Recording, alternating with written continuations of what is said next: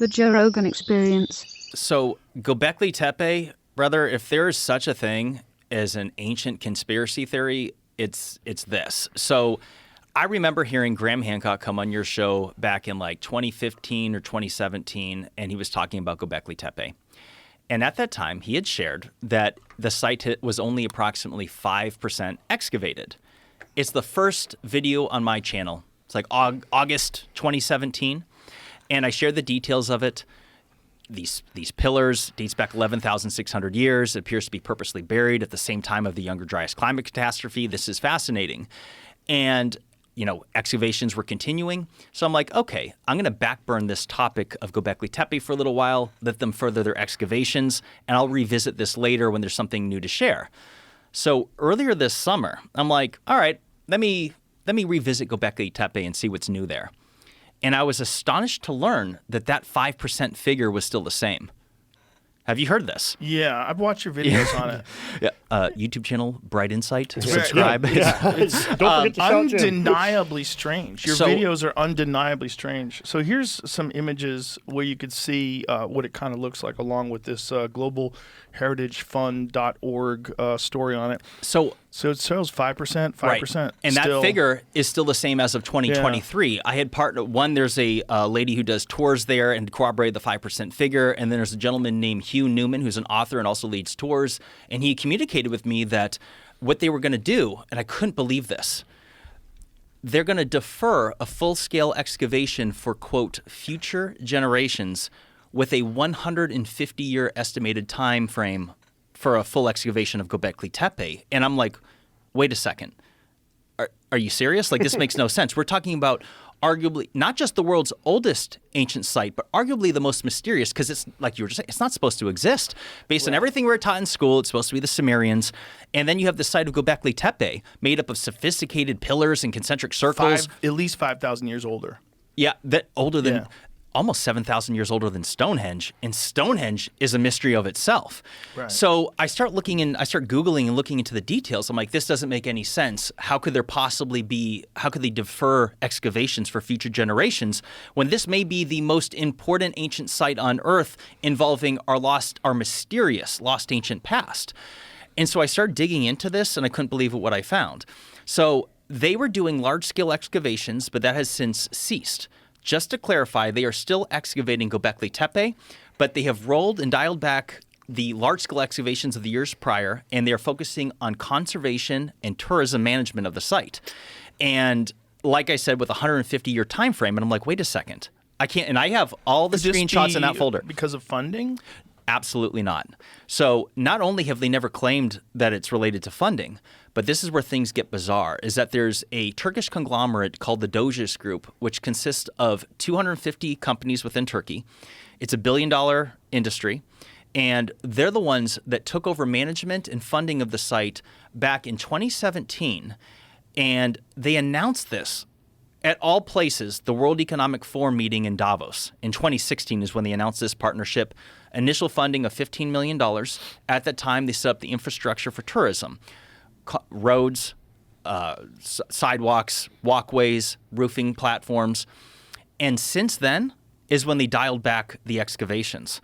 And I'm like, this makes absolutely no sense. So let me just be crystal clear here. It has nothing to do with funding, and they've never claimed it has anything to do with funding. But their excuses, they have said, one of which is that, well, we want to wait for future technologies to develop so we can more safely excavate the site. And I'm like, wait a second, hold on a second. We're talking about pillars buried in dirt.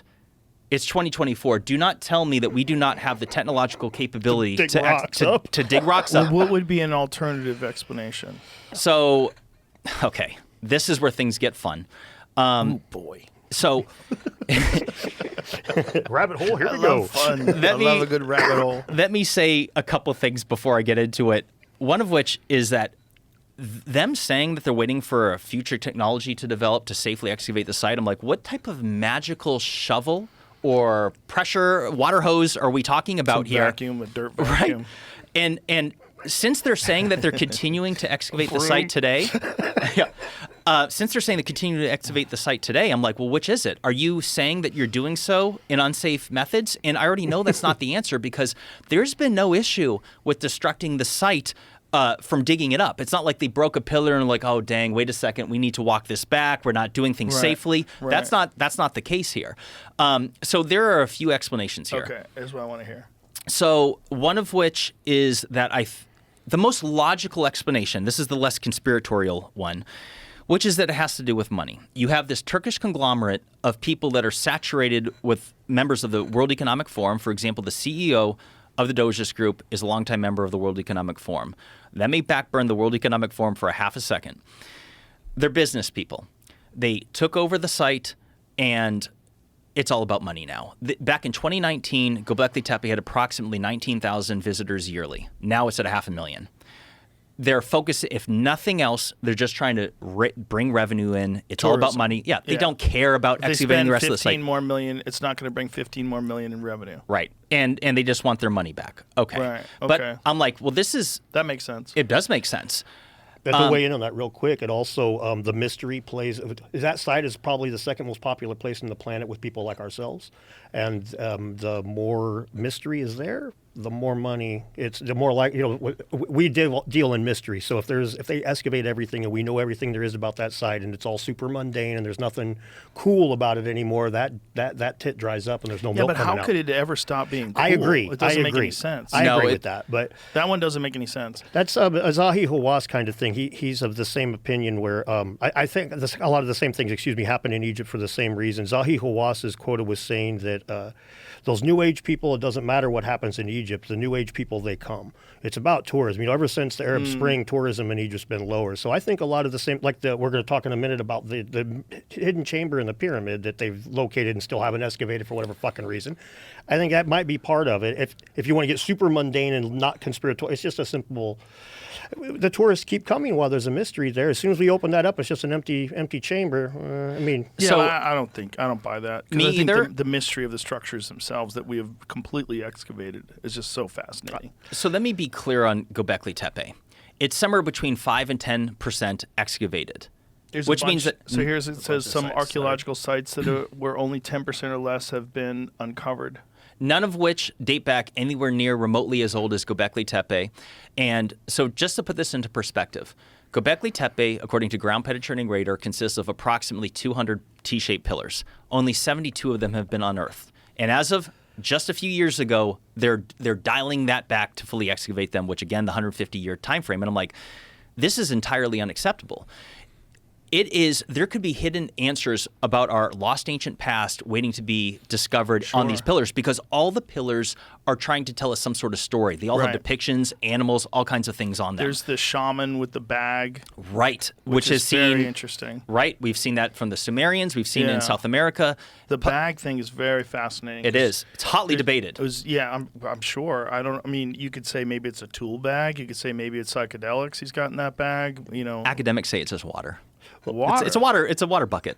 You guys familiar with the work of Martin Sweatman? Excuse me? You guys familiar with the work of Martin Sweatman? Yeah. No, I am not. He's the one that he was on Ancient Apocalypse season 1 for a minute. He's the guy who's made basically a star map of that pillar 43, and in his opinion, those 3 handbags at the top were 3 sunrises. And if that's the case, that would almost make sense because then like a picture of an Assyrian holding that would be like a holding of astronomical knowledge. Like this symbol could have been a symbol of knowledge of astronomy, which is one thing honestly about Gobekli Tepe. Could have been a book bag.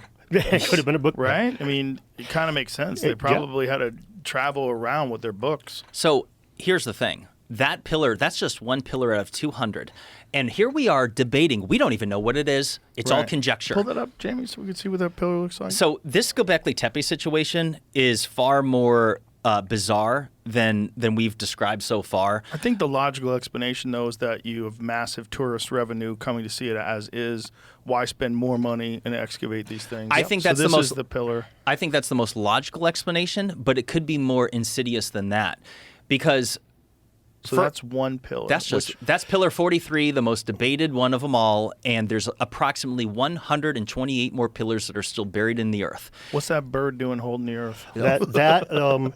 Dr. Martin Sweatman, his first paper on Gobekli Tepe's pillar 43, he's got Scorpio in the bottom. He believes that's Sagittarius, that's the sun, and if that's one. Basically, it's a star map denoting the time that the comet smacked the earth. Is what he believes. Each one of those V's, his latest paper on it, each one of those V symbols is a day. In his opinion, each one of those boxes is a month. And there is basically a full year denoting the whole thing, the way he's broke it down. It's very interesting stuff. And one of the things that's wild to me, when we talk about like the lack of further excavations, is almost every pillar we bring up has new symbology, new symbols, new iconography. If we're trying to find some sort of ancient proto-language or something, we need more symbols. We need more things on Earth. Sure. Yeah. And that's completely opposed by the mainstream archaeology. The idea that these guys had any sort of written language is fucking ridiculous. And what are the theories involved in, I know it's been theorized that it was purposely covered in dirt. It really looks like it. If you look at pictures of the excavation, it looks like it was all piled in with stones and dirt, because if it was some sort of natural event, it would have destroyed the pillars. The pillars are preserved. So it wasn't just blown in with dust. If you look at it, it's gravel, and like as Graham Hancock has explained, that Klaus Schmidt, the original excavator of the site before his untimely passing in 2014, the people that have worked the site believe it was intentionally buried. That is debated in academia today. But isn't there also carbon isotope dating of the ground soil that shows it's the same age throughout the entire whatever feet it is of the dirt that's covering it? And so it's very apparent that it was purposely buried. And what's interesting about that is that it coincides exactly with the Younger Dryas climate catastrophe. So if you want an alternative idea we could talk mudslides? No, because it would destroy those pillars. Knock them over at least. Yeah. That's I've seen that in Iraq with the statues. Right. So let's talk about this in a second. This is where things get wild. So that's before the excavation. This is an aerial photo from what year is this? That should be 2004. Or excuse me. That would be before 1994. Yeah. They started excavations in 1994, 1995. So that is when it was just dirt. Correct. Everybody thought it was just a regular hillside, which makes you wonder how many more there are out there. Well, they're finding dozens of other sites around Turkey that are even older. Over the place. And even older. Yes. So let me tell you a few different things about Gobekli Tepe. When you bring up pictures of the pillars, notice how they all annotate animals on them. Yeah. Now, this is a fun topic, and I have a few other things to share. One of which is that if you want to talk about reasons not to excavate it, I'll give you two possibilities. And this is just conjecture. I don't know what the answer is. Let me say this up front. But part of it could have a religious implication as well as a climate change implication. Let me start with that. So we know it is an established fact that the Younger Dryas climate catastrophe happened between 12,800 and 11,600 years ago. We know that there was vast changes in weather patterns throughout the northern hemisphere. The only part of it that's debated, and as well as near extinction events or extinction events of many different mammals in North America, what we know is that something happened. Whatever it is what's debated, whether it's a cosmic impact, whether it's a pole shift, whether it's sun cycles, all kinds of conjecture all the way around.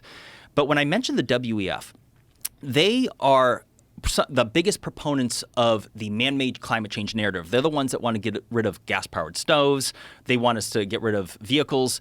They are pushing their initiatives around the world, and they believe that we're destroying the planet. I'm not saying they're entirely wrong, but I don't agree with their ways of going about it, but that's a side point. But here's the thing. When you look at the legend of Noah's flood and Noah's Ark and the flood, so I'm not suggesting that there was a flood that covered every mountain on Earth, and nor am I suggesting that there was a boat that housed every species of animal on Earth. However, if Noah's Ark existed, many believe that it was crashed onto Mount Ararat, which is also in Turkey. And something fascinating is that in the Bible, in Genesis 8:20, some of the first verses after Noah emerged from the flood, is that he was said to have constructed an altar to the Lord where he sacrificed some of every clean animal and some of every clean bird. Gobekli Tepe is in Turkey, and every single one of those pillars annotates animals. And some have suggested that it could be Noah's altar. Now, That could be one reason why they wouldn't want to excavate it, is because Turkey is an Islamic country, and if there was some Christian religious belief that was corroborated, they might not want that to happen. Another possibility is that the site itself might corroborate the Younger Dryas climate catastrophe. And when we're in a time frame where they don't like talking, academics, they don't like talking about cataclysms. They want to pretend they didn't happen. They want everything to be man-made climate change.